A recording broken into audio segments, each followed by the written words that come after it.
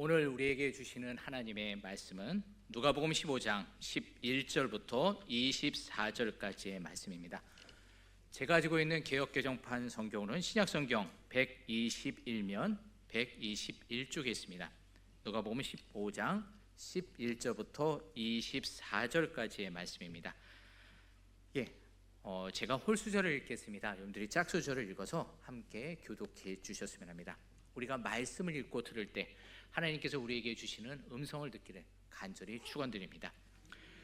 또 이르시되 어떤 사람에게 두 아들이 있는데 그 둘째가 아버지에게 말하되 아버지여 재산 중에서 내게 돌아올 분깃을 내게 주소서 하는지라.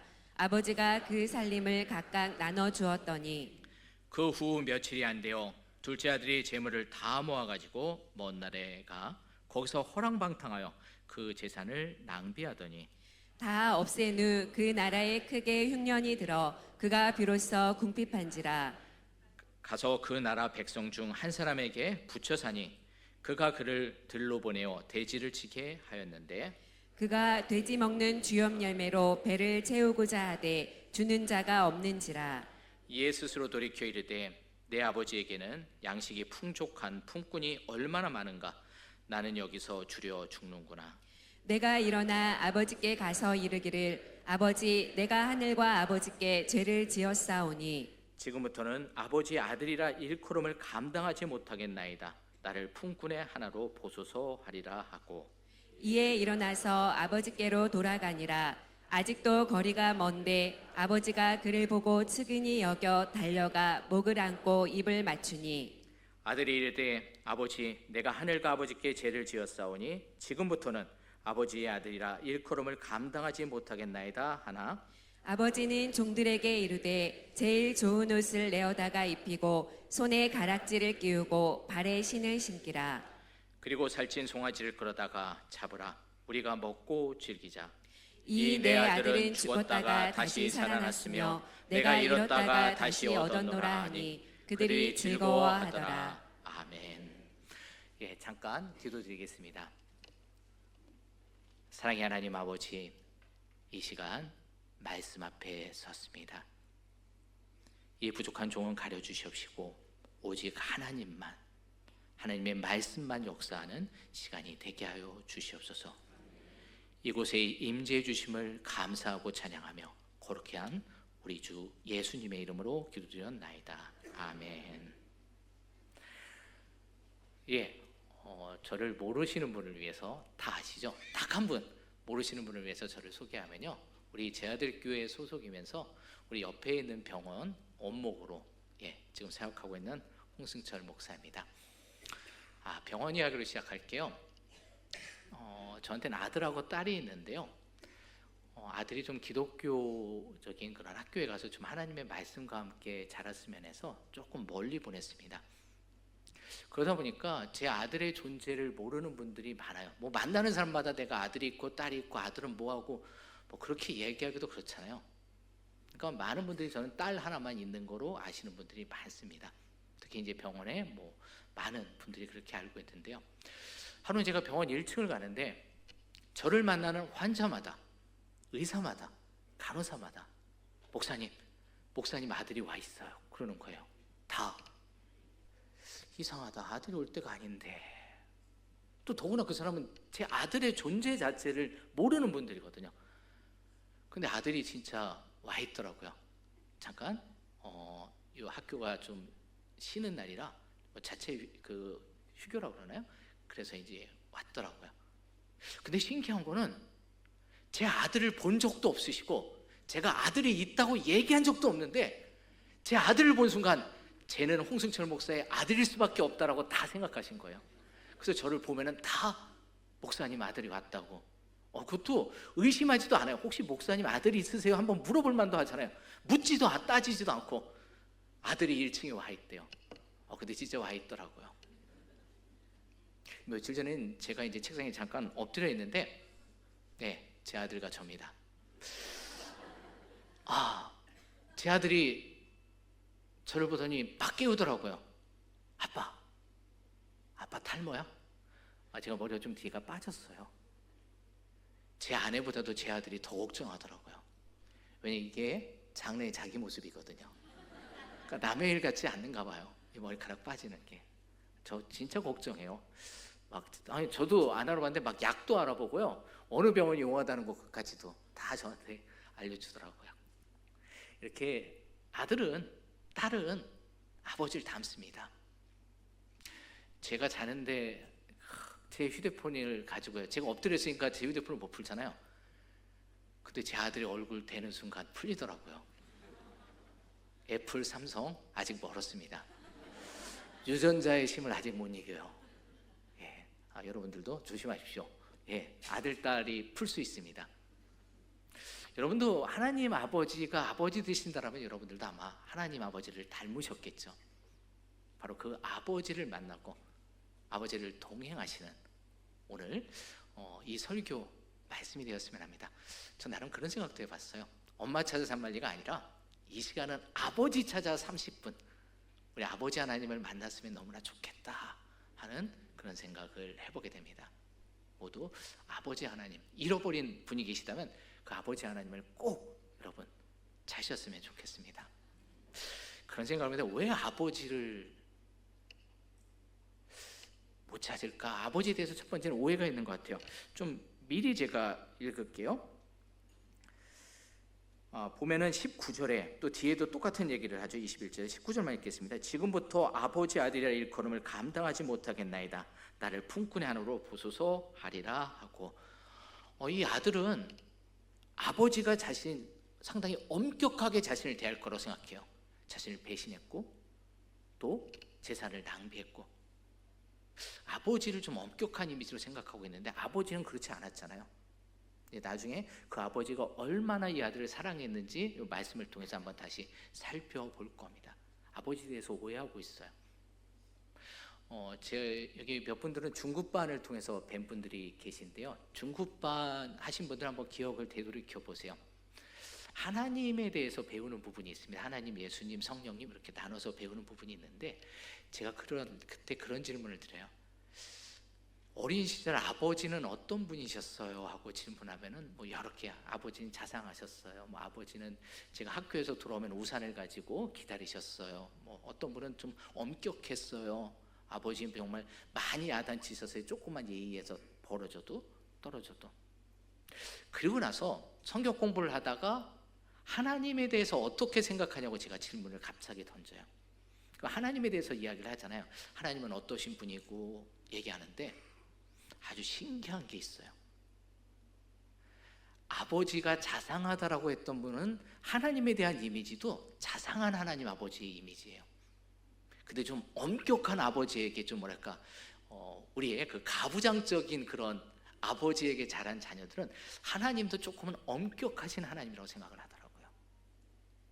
혹시 너무나 예의 바르게 자라가지고 아버지에 대한 인식이 그런 분도 계실 거 좀 아버지는 엄격하신 분이야.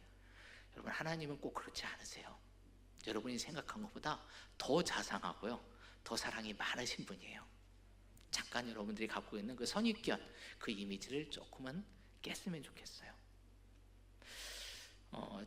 제가 그 병원에 그 신우회 활동하시는 분 중에 정말 신앙도 좋고 많은 분들한테 존경받고 그러신 분이 계세요. 정말 제가 봐도 목사인 제가 봐도 정말 훌륭한 분이에요. 근데 하나님은 공평하신 하나님이에요. 요리를 못해요. 다 잘하는데 그분이 하면 맛이 없어요. 근데 그분이 가족여행을 갔대요. 전라도로. 그래서 이제 남편이 이렇게 운전하면서 가잖아요. 근데 가는데 이제 시골 이 코너를 도는데 엄마 손맛 한정식 집이 있더래요. 그래서 얘들아 저기 맛있겠다, 저 집에 가자 그랬더니 남편하고 아이들이 소스라치게 놀라면서 절대 안 된대요. 저긴 맛없대요. 놀랍게도 그분의 남편과 그분의 딸들은 엄마 손맛 있고로 맛없다 라는 이미지를 가지고 있어요. 그래서 엄마 손맛이라는 그 식당은 안 가더래요. 그 엄마 때문에 그 어머니가 이게 요리에 대한 이미지를 이 자녀들은 조금은 우리하고 다르게 갖고 있더라고요. 여러분들도 혹시 하나님에 대해서 조금 잘못된 인식이 있다 그러면 그 선입견을 오늘 없애시고 오늘 이 아들도 선입견을 갖고 있었잖아요. 그 선입견과 달랐어요. 아버지는 이 아들을 너무나 사랑하셨습니다. 여러분도 놀랄 거예요. 하나님이 나를 이 정도로 사랑했나? 여러분도 오늘 놀랄 준비를 하고서 말씀을 들었으면 좋겠습니다. 오늘 누가복음 15장 11절부터 이 말씀을 우리는 탕자의 비유라고 합니다. 오늘 첫 번째는 우리가 왜 아버지께 돌아가야 되는가에 대해서 이야기할 거거든요. 왜 아버지가 중요한가? 먼저 이 제목부터 우리가 생각할 필요가 있어요. 우린 탕자의 비유라고 얘기하는데 사실은 아니에요. 아들에 대한 아버지의 사랑입니다. 이 이야기의 주인공은 탕자가 아니에요. 아버지예요. 이거는 여러분의 삶에도 적용되셔야 됩니다. 여러분의 삶의 주인공이 홍승철이 아니라 하나님이 되게 해야 돼요. 하나님이 역사하시고 하나님이 임재하시고 하나님이 활동하는 그런 삶이 되어야 됩니다. 여러분, 하나님이 여러분의 삶을 주장할 수 있게 하나님께 맡기세요. 하나님이 주인공이 되게. 요즘에 그런 말씀을 드렸습니다. 로보아스에 나온 그분이 전세를 들어갔는데 그 주인이 못 하나 박지 말라고 그러더라고요. 근데 나중에 그분이 이분이 로보아스에 나온다는 걸 알고 집을 마음대로 고치라고. 근데 안 고쳤대요. 왜 안 고쳤습니까? 전세 사는 사람은 집 마음대로 못 고쳐요. 주인이 돼야지 고쳐요. 하나님이 내 삶의 주인이 되셨을 때, 나의 아버지가 되셨을 때 나의 삶을 아름답게 만드실 수 있거든요. 오늘 왜 아버지에게 돌아가야 되는가 한번 살펴보는 시간이 되었으면 합니다. 사실 이 아들이 여기 보면은 말씀에 보면은 호랑방탕하게 낭비했다라고 되어 있잖아요. 한번 말씀 읽어볼게요. 13절에 그 후 며칠이 안 되어 둘째 아들이 재물을 다 모아가지고 먼 나라에 가서 거기서 호랑방탕하여 재산을 낭비하더니 다 없애놓은 그 나라에 크게 흉년이 들어 그가 비로소 궁핍한지라.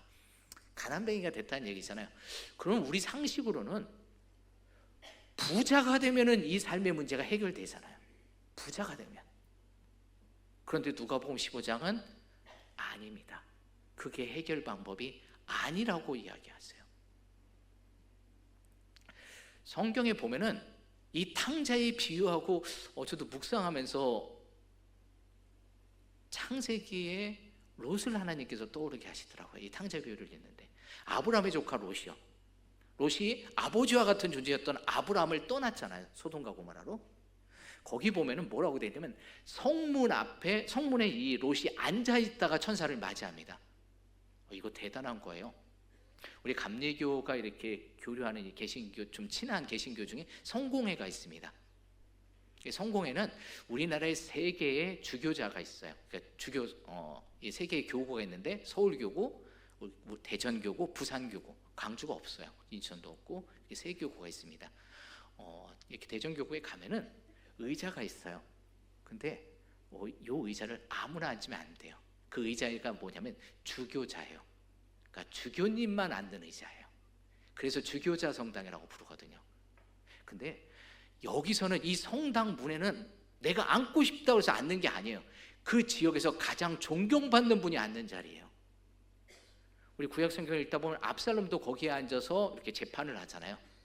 그러니까 성경에서 보면은 가장 존경받는 사람들, 어떤 재판이 필요할 때 그곳에 가서 원로들에게 재판을 받습니다. 그러니까 조카 롯은 당대의 그 소돔과 고모라의 가장 존경받는 사람이 됐어요. 그러니까 착하게 살았다는 거죠. 나름대로. 또 돈도 벌 만큼 벌었습니다. 근데 해피엔딩인가요? 아닙니다. 소돔과 고모라가 무너지면서 그의 삶도 무너졌습니다. 돈 많이 벌고 다른 사람들하고 친하게 지내고 착하게 지내는 게 좋죠. 근데 그게 온전한 해결 방법은 아니라는 겁니다. 저를 아시는 분들에게 이 자리를 빌어서 만나는 분마다 얘기하기 귀찮아서요. 이 설교 시간에 제가 감히 부탁드릴게요. 제발 저한테 전화해가지고 의료 상담하지 마십시오. 저도 몰라요. 서당계 3년이면 풍어를 얹고 식당계 3년이면 라면을 끓이는데 원목을 10년 해도 20년 해도 감기 하나 못 고칩니다. 아무것도 모르니까 의료 상담은 조금은 저한테 물어봐야 여러분들 제 딴에는 도와드리려고 하지만 여러분들 실망할 거예요. 그래도 이제 조금은 듣는 게 있어요. 네, 의사 선생님이 그런 말씀을 하시더라고요. 아직은 우리 현대 의학이 발전했다고 하지만 대증 치료에 머문 게 많대요. 대증 치료는 그 증세에 따르는 겁니다. 열 나면 열을 내리고, 뭐 기침하면 기침 고치게 하고, 콧물 나면 콧물 멈추게 하고, 그런 치료를 많이 한대요. 감기조차도 온전하게 지금 완전히 그 원인을 해결하지는 못한다고 하더라고요. 증세만 좀 호전시킨 다음에 좀 몸이 회복할 수 있게 돕는다고 하더라고요. 근데 우리 삶의 문제도 마찬가지예요. 돈 떨어지면 돈 벌고, 또 아니면 다른 사람들하고 착각. 이게 세상에서 말하는 처세술이잖아요. 돈 벌게 하는 법, 승진하는 법, 뭐 인간관계, 뭐 카네기 인간관계 이런 그런 것처럼요. 근데 누가복음 15장은 그 모든 삶의 원인을 해결하는 마스터키에 대해서 소개하고 있습니다. 그거는 아버지께 돌아가는 겁니다. 아버지께 돌아가는 거. 그래서 누가복음 15장의 키워드는 아버지입니다. 오늘 그 아버지를 만나시는 여러분이 되셨으면 합니다. 여러분, 주기도문 우리가 사도신경은 많이 하는데 주기도문은 우리가 많이 안 하잖아요. 주기도문 첫 구절만 우리가 한번 같이 해보겠습니다. 하늘에 계신 우리 아버지여, 이름이 거룩히 여김을 받으시오며. 예, 됐습니다. 근데 예수님이 물론 우리한테 역사하실 때는 한국말로 하시죠. 저같이 무식한 사람을 위해서 한국말로 이렇게 말씀해 주시는데, 예수님이 진짜 공생애를 사실 때 한국말로는 하지 않았잖아요. 더빙 하시지 않으셨잖아요. 그 나라 말로 하셨을 거 아니에요. 아람어나 이스라엘 말로. 그렇다면 예수님께서 진짜 주기도문을 하셨을 때는 어떻게 말씀하셨을까? 혹시 궁금하지 않으셨어요? 일단은 어순이 달라요. 이게 우리가 영어 공부할 때 그게 제일 힘든 게 어순이잖아요. 우리가 이 주기도문도 잠깐 어순을 살펴볼 필요가 있어요. 예수님이 주기도문을 할 때는 하늘에 계신 우리 아니었어요. 파테르. 우리지 그러면 아버지. 이게 주기도문의 시작이에요. 아버지, 우리 아버지, 하늘에 계신 우리 아버지. 이게 원래 예수님이 직접 말씀하실 때 주기도문의 순서예요. 아버지가 첫 구절입니다. 우리는 주기도문을 어떻게 알고 있습니까? 예수님이 우리에게 가르쳐 주신 이렇게 기도하라. 기도의 모범이잖아요. 그렇다면 우리도 기도할 때 기도의 첫 시작은 아버지입니다. 잠깐 눈을 감아주세요. 따라하십시오. 아버지. 눈을 떠주셔도 됩니다. 기도가 안 될 때 이 단어부터 시작하세요. 아버지. 교회 오래 다닌 분은 좀 바뀌더라고요. 아버지로 바뀌더라고요. 아버지. 좀 이게 교회에 이게 조금 몇 년 다니시면 아버지가 아니라 아버지라고 많이 부르시더라고요. 상관없습니다. 아버지든 아버지든 예수님은 우리에게 그 이름부터 부르라고 하고 계세요. 기도의 시작도 아버지고요. 내 삶의 문제의 해결도 아버지에게서 시작됩니다. 여러분도 그 아버지를 만나셨으면 좋겠습니다. 여러분 여러분들은 잘 모르시겠지만 예전에 소리엘이라는 그런 CCM 가수가 있었어요가 아니죠. 지금도 활동하시니까 장혁재 선교사님 그 두 분인데 한 분은 이제 미국에서 목회하시고 한 분만 지금 활동하고 계세요. 근데 장혁재 선교사님하고 이제 같이 공부할 기회가 있었어요. 그러면서 이제 2주 정도 여행을 같이 했습니다. 그러면서 그분의 정말 많은 이야기들을 들을 수 있었어요. 삶에 대해서. 그래서 정말 형님처럼 제가 존경하는 그런 분입니다. 근데 그분이 하루는 그런 얘기 하더라고요. 하루는 이렇게 모자원을 방문하셨대요.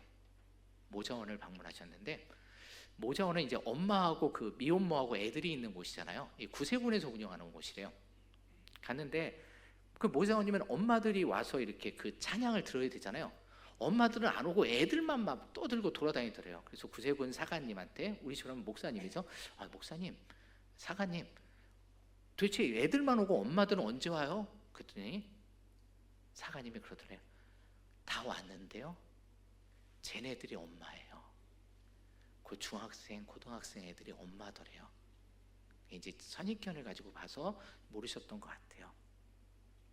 그 이제 처음에 놀랐고, 두 번째 놀란 건 자신이 그렇게 찬양 집회를 하면서 그렇게 많이 우는 집회를 경험하지 못했대요. 애들이 처음부터 우는데 나중엔 엉엉 대성통곡을 하더래요. 처음에는 오늘 은혜가 좀 되는데 하면서 찬양을 했는데 울어도 적당하게 울어야죠. 너무 우는 거예요. 그래서 잠깐 그 틈에 역시 그 원장님 대신 사관님한테 여쭤봤어요. 내가 봐도 너무 우는데 이게 어떻게 된 겁니까? 무슨 일이 있습니까? 밥을 안 주셨나요? 실은 오늘 일정표가 두 가지래요. 일정이 하나는 선교사님을 모시고 찬양을 하는 거고, 하나는 이 엄마들의 아기들이 입양 가는 날이래요. 그 사진 엄마하고 아기들의 그림, 이거는 채찌피드로 그린 겁니다. 그 어리다고 생각했던 그 미혼모 엄마들이, 그 못난 것 같은 엄마들이 엉엉 울더래요. 자기 애하고 어쩌면 이제 영원히 헤어진다는 그 생각에, 이제는 평생 볼 수 없을지도 모른다는 생각에 이 엄마들이 울더랍니다. 그걸 보니까 이 선교사님의 가슴이 찢어지더래요. 그래서 이들 어떻게 도울 수 있을까요? 해가지고 그분들을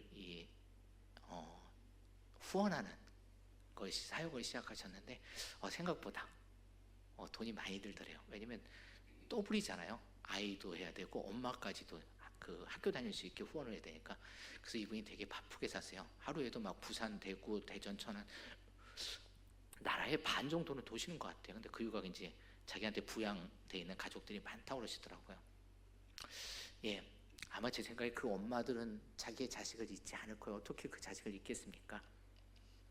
근데 성경에 이사야서 49장 15절에 이렇게 되어 있습니다. 여인이 어찌 그 젖먹는 자식을 잊겠으며 자기 태에서 난 아들을 긍휼히 여기지 않겠느냐. 그는 혹시 잊을지라도 나는 너를 잊지 아니할 것이라. 엄마는 그 아이를 잊지 않아요. 하물며 하나님은 결코 여러분을 잊어버리지 아니하신다라고 말씀하십니다. 우리 대전에 들어오다 보면은 그 예식장, 뭐 지금은 없어졌어요.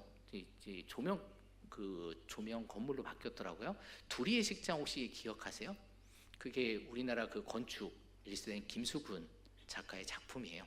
근데 이분이 그 성전도 건축하셨는데 서울에 가면 경동교회라고 건축을 하셨습니다. 그리고 우리가는 그 김성주 아나운서가 그 교회를 다녀요. 김성주 아나운서 아버지가 목사님이시거든요. 성주가 십자가란 뜻이에요. 근데 그 교회를 가면 좀 우리 교회하고 약간은 비슷해요. 근데 우리 교회보다 조금은 더 어두워요. 근데 왜 그렇게 만들었냐고 이렇게 제자들이 물어보니까 엄마 뱃속을 만들었대요. 그 교회가 딱 들어왔을 때 엄마 뱃속처럼 느끼게. 그러니까 그분은 생각하기에 하나님의 품이 엄마 뱃속 같지 않을까?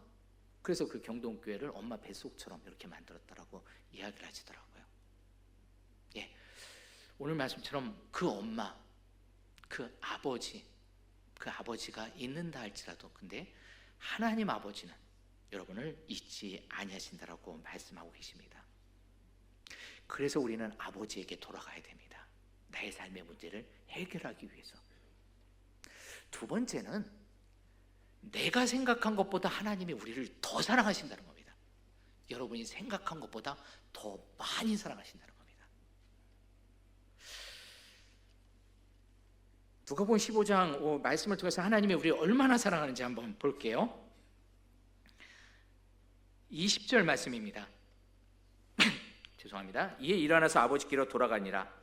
아직도 거리가 먼데 아버지가 그를 보고 측은히 여겨 달려가 목을 안고 입을 맞추니. 그 아버지가 고민하는 그 사진 좀 보여주실래요? 아버지가 만약에 이 제자들 교회가 그 아버지 집이라고 생각을 해볼게요.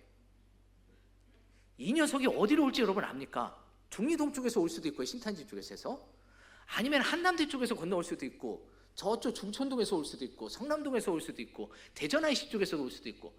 이 아들이 어디로 간다고 편지 보낸 거 아니에요.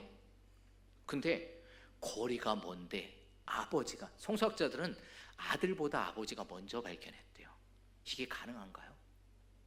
아들이 아버지한테 가고 있는데 아버지가 아들을 먼저 발견했어요. 어느 쪽에서 오는지도 모르는데 얼마나 아버지가 애타게 기다렸으면 그럴까요? 또 이 녀석이, 이 탕자가 아침 10시에 올지, 점심 먹고 올지, 저녁 먹고 올지, 낮에 올지 아무도 모릅니다. 근데도 아버지가 아들을 먼저 발견했어요. 몇 시에 어디로 오는지도 모르는데 얼마나 기다렸으면. 여러분, 우리 각각 다른 곳에서 왔잖아요. 세종시에서 오신 분도 계시고 옥천에서 오신 분도 계시고, 여러분이 오실 때 오늘 말씀해 보니까 아버지가 달려갔대요. 여러분이 우리 제아들교회 바라볼 때 하나님이 여러분을 먼저 발견하세요. 거리가 먼데 하나님은 여러분을 향해 달려가시는 하나님입니다. 우리 딸애들이 잘하는 게 아들들이 그거 못해요. 아빠한테 이렇게 안기는 걸 잘 못하더라고요. 여러분도 하나님께 안기세요. 아버지는, 여러분 지금 이렇게 여러분들을 좀 제가 설교하면서 바라봤는데요, 성화를 만든다고 했을 때 탕자의 그 아버지 역할을 할 분은 안 계세요. 탕자의 아버지 역할은 제가 좀 만든 것 같습니다. 성화를 보면 좀 살이 쪘어요, 아버지는. 근데 다들 이게 다이어트들을 잘하셔서 그런지 저처럼 살찐 분이 안 계시네요. 그래서 저는 이 탕자의 아버지의 마음을 누구보다도 이해합니다. 솔직히 걷는 것도 싫어요, 이 정도 살찌면은. 근데 그 아버지가, 그 뚱뚱한 아버지가 뒤뚱뒤뚱 되면서 지금 달려갑니다. 누구에게요? 아들에게요. 무릎이 시큰시큰하고 아플 나이가 됐는데도 아들이 오니까 이 아버지가 정신없이 달려가고 있어요. 이게 하나님의 모습이에요. 하나님은 여러분을 보시면은 그렇게 좋아하세요. 여러분을 향해 달려가시는 하나님입니다. 여러분, 그 하나님, 저한테 사기치시는 분이 계신데요, 우리 교회 집사님 중에 한 분이세요. 이분이 뭐라고 하냐면 2002년 때 월드컵 때 자기 아내가 그 시청 광장에서 응원했는데 자긴 보인대요. 저희 위에서 비추잖아요. 몇십만 명 이렇게 비추잖아요. 다 빨간 옷 입고 있는데 자기는 안 돼요. 족이 있대요. 그 진짜인가 모르겠습니다. 근데 그분은 진짜래요. 자기는 보인대요. 그 수십만 명 중에 자기 아내가 보인다고 하더라고요. 예, 제가 사기가 아니라 아마 진짜겠죠. 예, 여러분들도 다 보이시죠? 수십만 명 중에 내 아내, 내 남편이 보이시죠? 모르겠습니다. 근데 하나님은 보이세요. 여러분이 멀리 있어도 보이십니다. 그 하나님을 여러분들 만나시는 여러분들이 되셨으면 합니다. 여러분, 우리 하나님 아버지한테 갈 때 아까 선입견도 얘기했는데요, 사실 내 삶의 문제를 해결해 주실 수 있는 분은 사실 하나님이에요. 잠깐 우리가 어린아이들의 지혜를 좀 배웠으면 좋겠어요. 여러분들의 자녀들 한번 생각해 보세요. 예를 들면 오빠하고 여동생이 있어요. 그러면은 이제 우리 공평하게 애들이 막 하도 싸우니까 옷도 그 선물 사줘도 되게 비슷한 거 사주잖아요. 그래서 이제 과자도 똑같이 사줬어요. 근데 오빠가 먼저 먹죠, 당연히. 근데 먹으면은 뭘 하나요? 호식탐탐 여동생의 거를 노립니다. 근데 그냥 달라고 하면 주겠어요? 그냥 빵을 달라고 하면 주겠습니까? 그래도 머리가 이제 좀 이제 자랐다고요. 야, 너 전에 오징어 게임 봤지? 오징어 게임에 나오는 별 모양 만들어 줄게. 그래서 빵을 갖고 별 모양을 만들어 줍니다. 그 다음엔 달 모양 만들어 줄게. 그러다 보면은 어느 순간 이 여동생은 깨닫습니다. 속았다. 왜냐면 다 먹었거든요. 근데 그 순간 우리의 딸이, 우리의 막내가 놀라운 행동을 해요. 이 빵을 뺏어 먹은 건 누군가요? 오빠잖아요. 근데 오빠한테 가는 게 아니라 엄마 아빠한테 가요. 엄마, 아빠, 오빠가 내 빵 다 뺏어 먹었어요. 이게 얼마나 지혜로운 건지 아세요? 내 빵을 뺏어 먹은 건 저 녀석이지만, 저 오빠지만, 저 오빠는 돈이 없어요. 내 빵을 사줄 오빠가 아니에요. 내 빵을 사줄 수 있는 능력이 없어요. 우리 엄마 아빠는 돈이 있어요. 빵 10개도 100개도 사줄 수 있어요. 우리 아이들은 그걸 알아요. 여러분에게 상처 준 사람이 있잖아요. 여러분의 것을 뺏은 사람이 있잖아요. 그 나쁜 놈. 사다가도 그 사람 이름 들으면은 정말 부들부들 떨리고 일어나서 정말 한동안 잠을 못 자게 만드는 그 사람 있잖아요. 근데 가만히 생각해 보세요. 나에게 상처 주고 내 것을 뺏어간 그 사람이지만 그 사람은 나의 문제를, 이 상처받은 이 마음을 해결할 수 있는 능력이 1도 없어요. 여러분도 우리 막내처럼 따라하세요. 하나님 아버지, 제가 내 걸 다 뺏어갔어요. 제 몸이 상처 입었어요. 이제 여러분들 그 사람 잡고서 뭐 할 필요 없어요. 그 사람은 날 회복을 시켜줄 능력이 없어요. 해결해 줄 수 있는 능력도 없어요. 아버지만이, 하나님 아버지만이 나의 삶을 해결해 줄 수 있어요. 여러분들도 이제 우리 딸, 여러분이 생각한 것보다 더 똑똑해요. 여러분도 우리 딸처럼 아버지께 돌아오세요. 그리고 아버지께 말씀하세요. 그래서 주기도문도 아버지로 시작하는 겁니다. 그게 아니었다면은 내 문제부터 이야기하죠. 내가 이런 문제가 있습니다. 그게 아니에요. 아버지로 시작됩니다. 예수님께서 아버지란 이름을 주기도문에서 제일 먼저 알려주셨던 건 내 삶의 문제를 해결하는 것도 바로 아버지이기 때문입니다. 그렇기 때문에 우리가 아버지에게 돌아가셔야 돼요. 아버지를 만나셔야 됩니다. 그것이 내 삶의 문제의 근원을 해결하는 겁니다. 아까 대증치료를 얘기했습니다. 세상의 처세법은 그렇죠. 돈 많이 벌고 또 착하게 살고, 그게 아니라 내 삶의 문제를 해결하는 것은 바로 하나님입니다. 하나님을 만날 때 해결됩니다.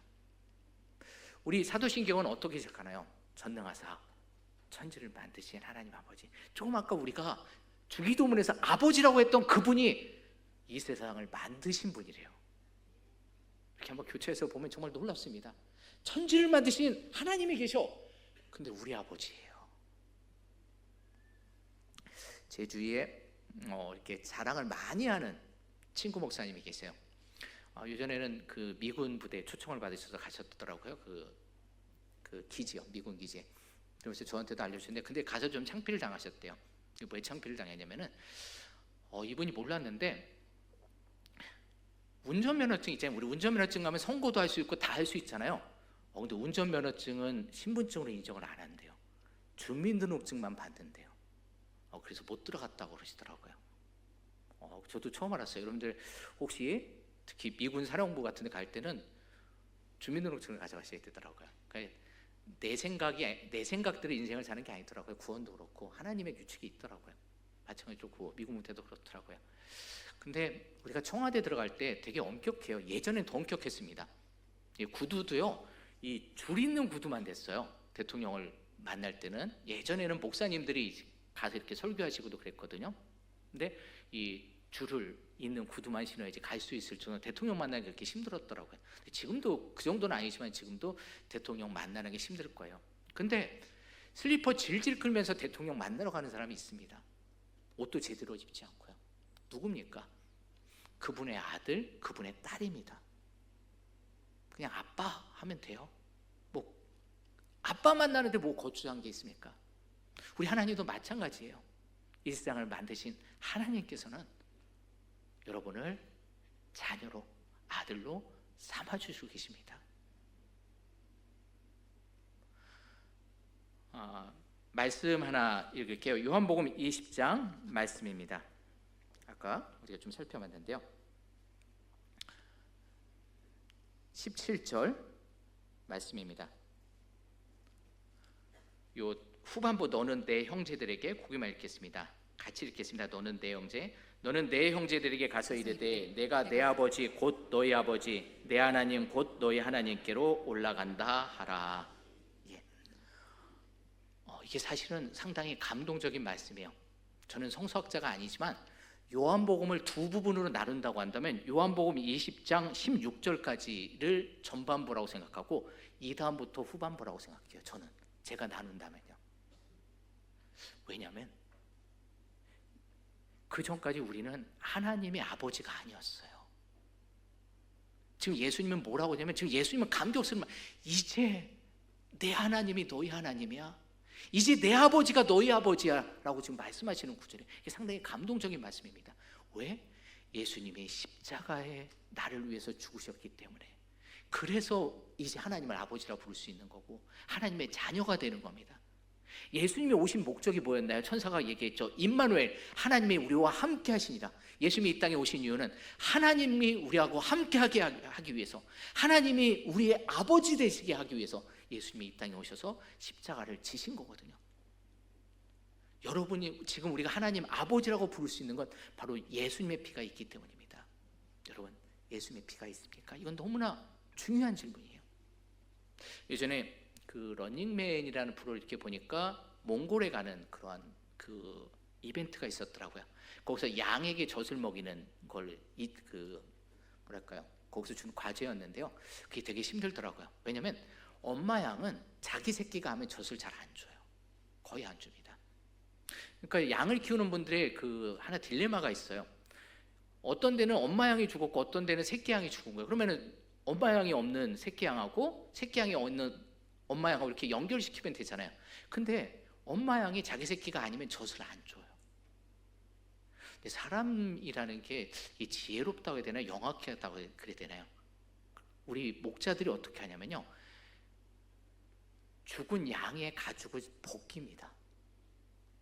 그거를요, 좀 잔인하죠? 가죽을 벗겨서 그 엄마 잃은 양한테 그 가죽을 덮어요. 저렇게 입힙니다. 그리고 그 아기 양을 잃은 엄마 양한테 데리고 가요. 그럼 엄마 양이 냄새를 킁킁 맡습니다.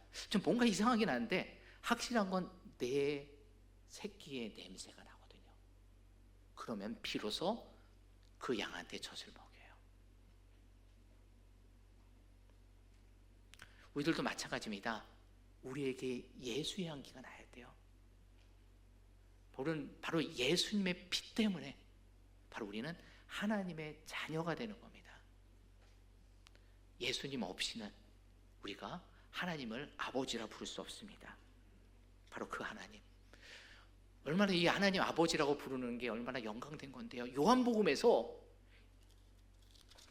21장까지 오는데 요한복음 20장까지 하나님 아버지가 아니었어요. 21장에 가서야 비로소 하나님 아버지라고 부를 수 있게 되었습니다. 얼마나 이게 감사하고 얼마나 소중한 건데요. 근데 우리는 부를 수 있잖아요. 그렇기 때문에 예수님은 아버지라는 이름으로 주기도문을 하라고 말씀하세요. 아까 미혼모 얘기를 했었는데 미혼모 얘기 하나를 더 하겠습니다. CCM 가수 중에 제이스 업튼이라는 분이 계세요. 한국에도 가끔 오시는 분이에요. CCM 가수라고 그런가요? 보니까 우리 은혜를 지으신 분, 뭐 그런 분들이 다 우리 대전 분들이더라고요. 우리도 이렇게 뭐 지선 전도사님이라든가 다 손 목사님 다 이렇게 우리 대전에서 우리 같이 신앙생활 하시는 분들이더라고요. 근데 이제 제이스 이 업튼이 CCM 가수라 그런가 어렸을 때부터 좀 남달랐더라고요. 그의 아버지가 야, 너 생일인데 어떤 선물 사줄까?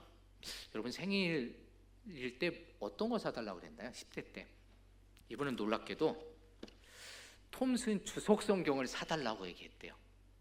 놀라운 건 자기도 말하고 놀랐대요. 내가 왜 그 말을 하지?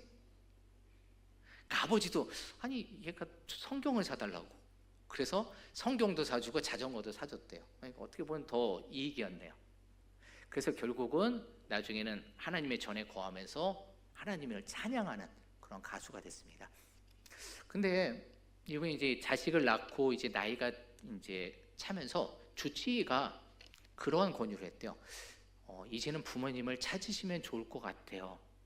왜냐면 유전도 있기 때문에 그 부모님을 찾으면은 미래의 병에 대해서도 예비하는 데 도움이 됩니다. 그러더래요. 그래서 부모님을 찾기로 했대요. 아까 부모님 얘기가 나왔는데 사실은 입양아예요. 아까 말씀드렸던 그 생일날 선물을 사주려고 했던 분은 양부세요. 그러니까 어렸을 때 갓난아이 때 입양이 됐던 분이에요. 그래서 이제 부모를 찾아야 되겠다 싶어서 자기를 입양 보냈던 기관에다가 연락을 드렸습니다.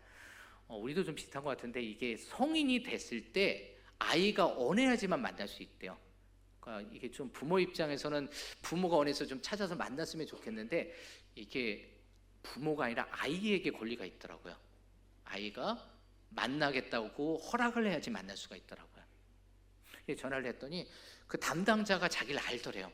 왜냐면 성인이 된 그날부터 정말 매주마다 매월마다 엄마가 전화했대요. 혹시 우리 아들이 연락하지 않았나요? 그러니까 엄마가 지은 이름은 스티븐이더래요. 스티븐이 연락하지 않았나요? 그러니까 너무나 잘 알죠. 엄마가 당신을 애타게 기다려왔습니다. 그러면서 당신에게 보내줄 택배가 있대요. 그래서 택배를 보내준다고 해서 이제 그 다음날 택배를 받아서 열어봤더니 그 자기의 친모가 쓴 편지가 있더래요. 봤더니 이 친모가 미혼모였던 거예요. 미혼모로 좀 아이를 키우려고 했는데 이게 아동복지법이 상당히 강화돼 있잖아요. 그 미국 같은 경우는. 그러니까 일을 한다고 애를 놔두면은 그게 또 걸리더라고요. 그러니까 애를 데리고 일을 하다 보니까 좋은 일자리도 얻지 못하고 애도 제대로 못 키우고 애한테 정말 뭐랄까요, 그 분유 사줄 돈도, 기저귀 사줄 돈도 없고 너무 힘든 겁니다. 그래서 이 애를 위해서는 차라리 조금은 더 여유 있는 분한테 보내는 게 낫지 않을까. 그래서 입양을 보내는데 이분도 역시 아들을 보내면서 너무나 가슴이 아픈 거예요. 근데 마침 이분이 교회를 다닌 지 몇 달 됐거든요. 그래서 아직은 하나님에 대해서 잘 모르지만 설교 시간에 목사님을 통해서 들었던 그 설교를 기억하면서 편지를 쓴 거예요. 이 편지는 사실 아들한테 쓴 게 아니라 어떻게 보면 하나님께 쓴 거예요. 하나님, 엄마가 그 젖먹이를 잊어버릴지라도 하나님 아버지는 잊어버리지 아니하신다고 하시지 않았습니까? 이 부족한 엄마는 이 아이를 보냅니다. 근데 하나님의 아버지 되어주시고 이 아들을 잡아주세요라고 이렇게 기도했답니다. 그 편지를 썼더래요. 근데 그렇게 썼더래요. 하나님, 이 아이가 말씀을 사랑하게 해주시고 하나님을 사랑하며 찬양하는 하나님의 사람이 되게 해달라고요. 그 순간 자기의 출생의 비밀이 다 풀렸대요. 자기도 왜 내가 성경을 생일 선물로 달라고 했는지 이해가 안 됐대요. 그게 엄마의 기도였대요. 자기가 찬양 사역자가 되는지 좋은 직업 많잖아요. 왜 찬양 사역자가 됐을까? 자기도 몰랐대요. 엄마의 기도였대요. 여러분, 우리 자녀에게 우리가 줄 수 있는 것들이 많습니다. 하지만 하나님 아버지만큼 더 소중한 건 없어요. 여러분, 하나님 아버지를 우리 자녀에게 소개시켜 주세요. 그 하나님 아버지께 우리 자녀들을 맡기세요. 그 하나님 아버지께서 여러분들의 자녀를, 또 중요한 건 우리들을 하나님께서 책임져 주시고 잡아 주실 것입니다. 내 사랑하는 딸아, 내 사랑하는 아들아, 하나님은 여러분을 받아주실 준비가 되었습니다. 이사야서 58장 9절에 하나님의 약속입니다. 그때 내가 부를 때에는 나 여호와가 응답하겠고 네가 부르짖을 때에는 내가 여기 있다 하리라. 하나님 아버지가 여러분한테, 자녀된 여러분한테 약속하신 거예요.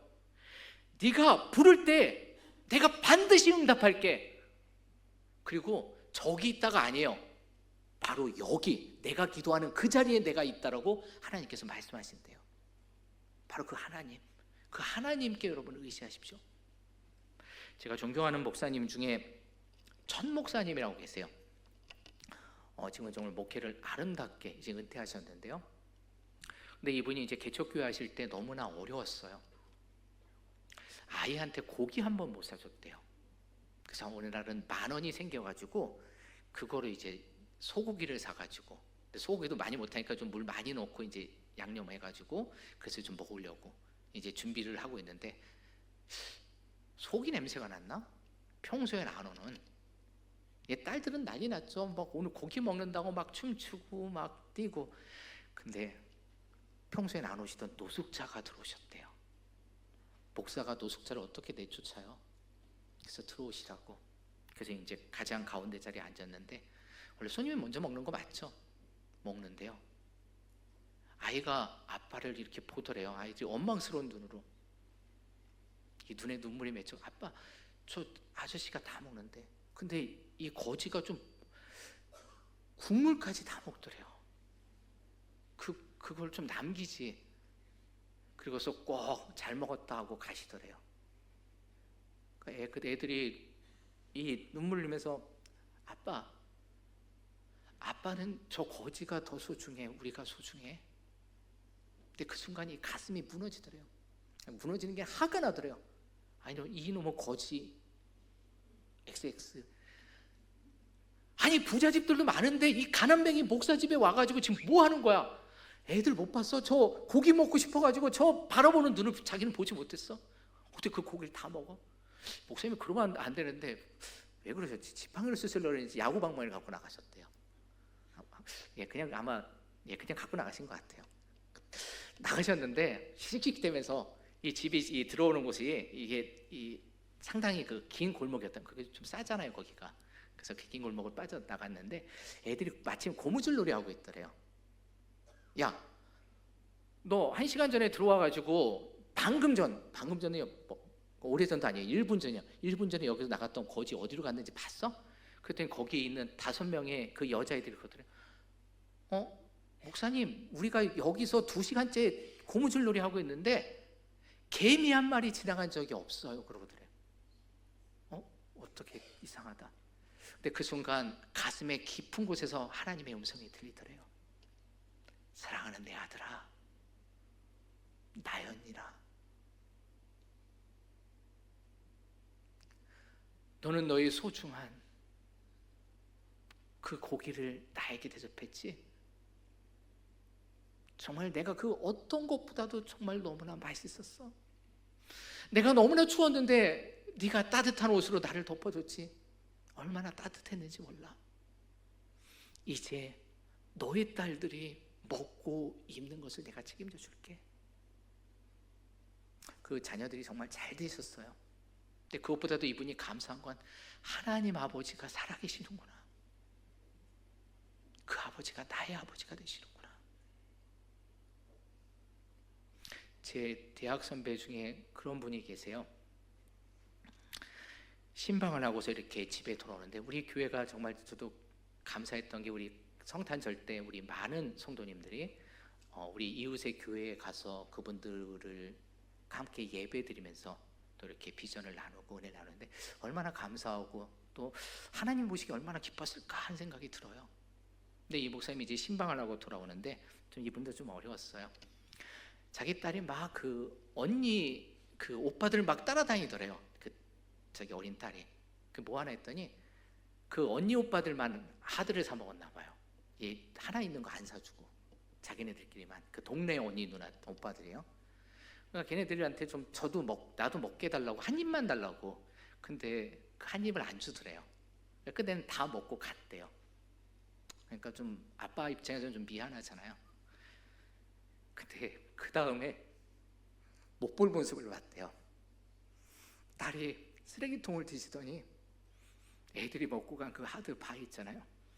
그걸 꺼내가지고 빨고 있더래요. 그날 교회 와가지고 너무나 오랫동안 물었대요.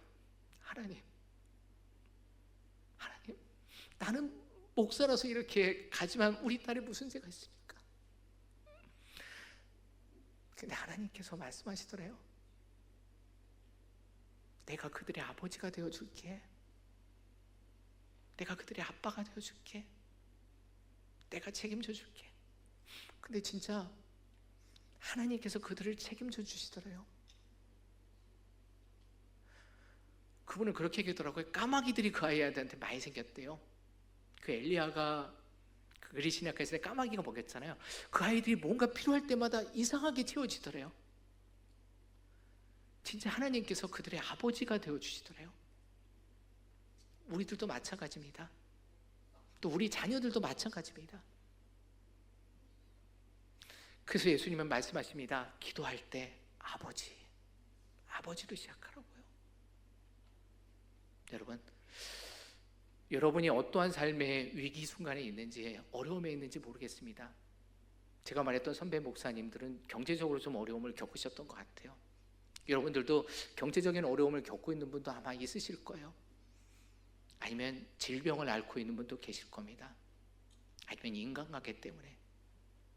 근데 하나님은 여러분의 상처를 다 아세요.